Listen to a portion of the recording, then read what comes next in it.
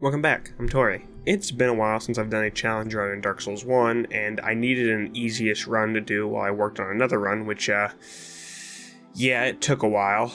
So I thought I could do Dark Souls 1 with only wind, along with the remastered mod, which is, interesting. If you don't know, one-handing the Golem Axe and pressing R2 for a heavy, it will do a horizontal slash, but also send out a burst of wind, which will do damage upon impact. So, once out of the asylum, I gave myself the minimum sets to use it, and now the run can start. First things first, I head down to the valley and pick up a soul by the dragon and head to the basin. By the Black Knight, I grab the Grass Crest shield for a stamina boost. Past the Titanite Demon and the Endless Void, after grabbing the bonfire, I head right back down to the Titanite Demon to try out the weapon. On my last Dark Souls 1 challenge run, these guys used to be the bane of my existence. The Chaos Blade had such low damage, and these guys were so janky, but this time around, the axe has actually good damage and range, so we can have an element battle which wind trumps lightning apparently. Something to note with the Golem Axe, like most boss weapons, the special move takes away durability by 30, so we can only use it, if my math is correct, which knowing me it's not, 14 times before it's at risk. At that point, the damage is heavily reduced. So with that, repairability is a huge factor in how I play this run. There are 4 ways to repair weapons in the game, and I'll be focusing on 3 of them. Repair Powder, which restores 100 durability to a weapon, upgrading a weapon, which repairs all durability, and then the Repair Box, or Repair Option at Andre, which for a price will repair your weapon to full durability. Right now, I upgrade the axe for a +1 before Gargs. Now, this is a mid-game boss weapon, so against Gargs, it's going to do fine. Oh, holy hell, that's a lot. Okay, rewind back a bit. Now, I didn't think about this while fighting because my brain saw just a big number and focused on that, but what happened is the wind hit with the axe doing extra damage, and since I want the run to be mainly on the wind, I'll have to be more mindful on where I'm starting the attack. But just a warning, sometimes it's just gonna happen. But cutting back to gargoyles, they're dead and we can ring the first bell. My plan was to upgrade my weapon again early, so I head to the upper Berg and perform the start of the lower Berg skip. I talk to the female undead merchant and buy a dung pie and prism stone. Like the dumbass I am, I pick up my bloodstain from where I withdrew my level up souls from the start, so I pretty much just lost all the souls I was going to use to upgrade and subsequently repair my weapon, which is so great. After taking my anger out on Lautrec, I withdraw my souls once again and head back to the asylum and trade the dung pie and prism stone for 2 demon titanite. While I'm here, I also pick up the rusted iron ring for later. Something I should point out is that the wind does a lot of poise damage, and will knock most human enemies on their ass. I wasn't in the mood for Capra and Depths this run, so I abused the Master Key and head to Blighttown. Completely forgetting I have the rusted iron ring, I tread through the swamp and prepare for Quog. The damage isn't good, but Quog is a slow big target, so keeping our distance long enough to get one attack in isn't too hard. And after a couple blasts of wind, our weapon's at risk. And shortly after, it breaks, leaving us with no wind, so attempt 1 was a failure. So to win, we need at least 1 repair powder, assuming we don't miss, so probably 2 to be safe. And along with that, we need souls to repair our weapon back to full. Good thing I have a couple souls on me to go do that, so let's try Quog again. Okay. So now, how do we get souls without killing anything? Well, introduce the barbarians to gravity. They drop 500 souls on death, and if you can successfully kill 3 at Blighttown exit, you can get 1,500 souls, which is enough to buy 3 repair powders. So after about 20 minutes of running around later, we can repair it and pick up a repair powder, which unfortunately isn't enough. So back to running around, this time getting a soul and a Firekeeper soul and farming a couple barbarians. With the souls picked up, I have enough for 5 repair powders, which has to be enough. The same strategy applies: create enough distance between you and Quog and hope she does a long attack animation like her lava spew. 2 repair powders was enough to take Quog down and ring the second bell. We have enough souls to actually level up a bit, and at Andre we can use the rest of the souls to upgrade the axe once again and fulfill our repair powder addiction. Since Fortress provides us with a lot of goodies, 4 Titanite demons and an easy boss, yes please. I instantly drop down into the demon pit and once again engage in a battle of range against the demon, and we quickly win. I also learned if you hop on a ladder right after running out of stamina, you'll instantly fall off. Fun little Dark Souls fact. We can do the same to the other demon on the opposite side of the room, and with them dead, we can have a +3 weapon. The rest of Sins is quite easy and not very hard to run through, and shortly after, we're at the Iron Golem. It only takes 3 hits for a stagger, and 2 more for the fall. After the Iron Golem fight, I level up, and buy the smithing boxes at Andre. And Orlando provides us with a lot of goodies. First, there's a demon titanite in the giant room, which is enough for a +4, and another one at the bottom of the elevator. The rafters were quite easy to run through, and soon enough I was at the bonfire. Why didn't I rest? The Titanite demon in the small room would be one of the last needed Titanites, so after dying and having to do the run all the way back, I took him out for 2 more demon Titanite. The last bit of demon Titanite was in the triple silver knight room, so I have to slowly clear out all the silver knights one by one, and thankfully the ones in the bedroom don't chain pull. After clearing out the room, we get the last one needed, and we have a +5 before ONS. Before I finally take on Orstein and Smo, I headed all the way back to the undead Berg to buy more repair powder. That's the good stuff. Orstein, being the walking agile stick he is, will sometimes dodge out of the way of the wind. The best way to reliably hit him is when he's either right about to start an attack or when he's mid-attack. Thankfully, it only takes 2 to stagger Orstein, which can open you up for another hit. Super Smo is just as slow, and you shouldn't really have a hard time with him. Oh, that's embarrassing. Okay, let's try that again. Ow.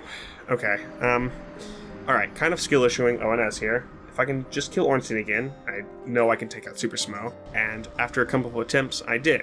Super Smo is actually really easy. His attacks are slow and give you plenty of time to get an attack in. The only thing you'll have to worry about is the hammer being a hitbox, and that sometimes blocks your attack, but after a few gusts of air, Smo goes down.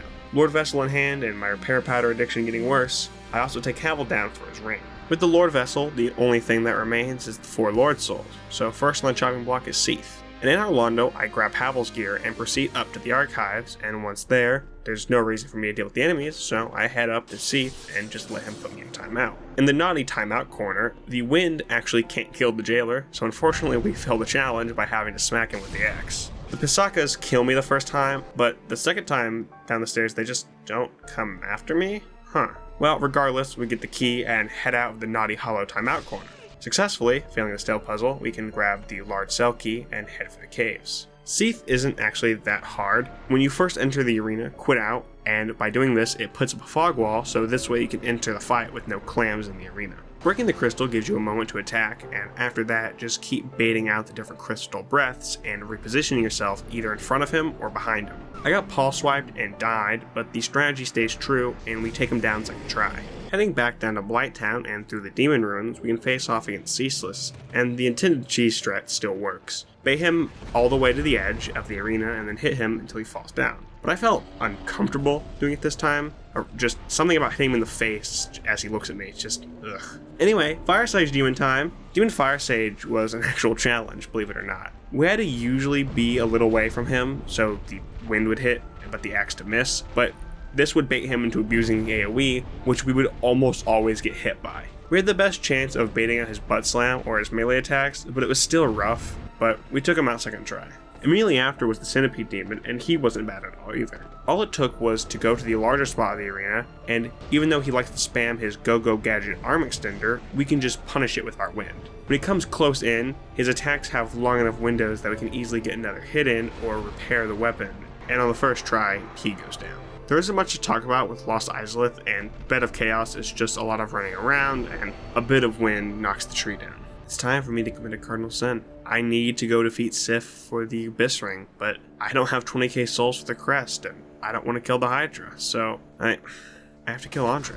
I'm sorry. With the Crest of Artorias, we can run through the other part of Darkroot and make it to Sif, and she's fairly easy. She deals low damage, and if you dodge one of her attacks, they are fairly long, so you can get hit in, and so within a few minutes, she goes down and we can get the Abyss Ring. Gambling on the Ghost Ladder and getting the key to the seal from Ingward, we can drain the water and start prep for the 4 Kings. The 4 Kings are always a roadblock on challenge runs. They have high health, high damage, and you're on a timer until more show up. Now, I was trying to kind of finish this run quickly, so I'm going to break one of my rules and just use the axe as well for this fight. I did not want to make this fight take 50 years. I also wanted to get 20 Estus beforehand, so I quickly paid a visit down to the catacombs, did a few falls, and knocked the wind out of Pinwheel. Well, I guess I knocked the wind into him. Whatever. With the Rite of Kindling, we can get a full 20 Estus, and with Havel's armor, it's now a DPS race with the Kings. The fight becomes 2 powerhouses rubbing against each other while swinging their big stick. What the fuck am I writing? Anyway,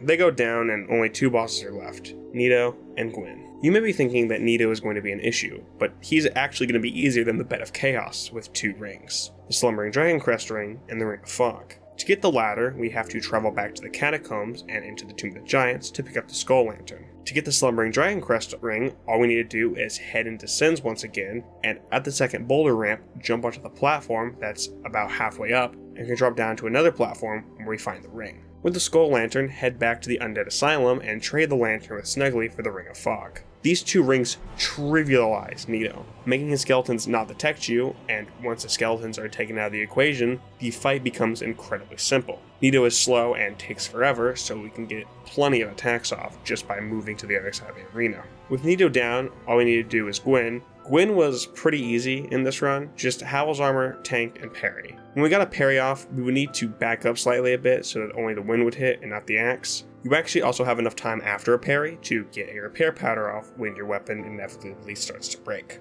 And with that, Gwyn goes down, and we beat Dark Souls with only wind. Thank you all for watching.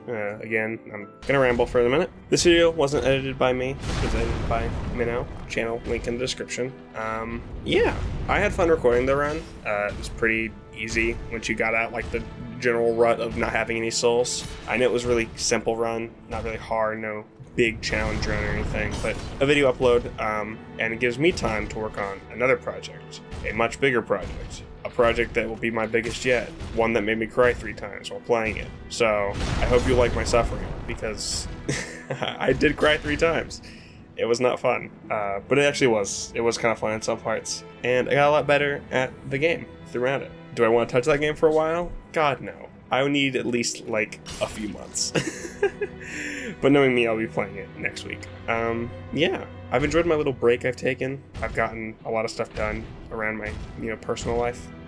So it was nice just to have time to do that without trying to focus on that. But I have been recording runs. I have some other things in the works, but I don't want to go for that. But I don't want to keep this going forever. Especially I don't want Minnow to have to listen to all of this while they edit it. But thank you for watching, and I'll see you in the next video. Bye!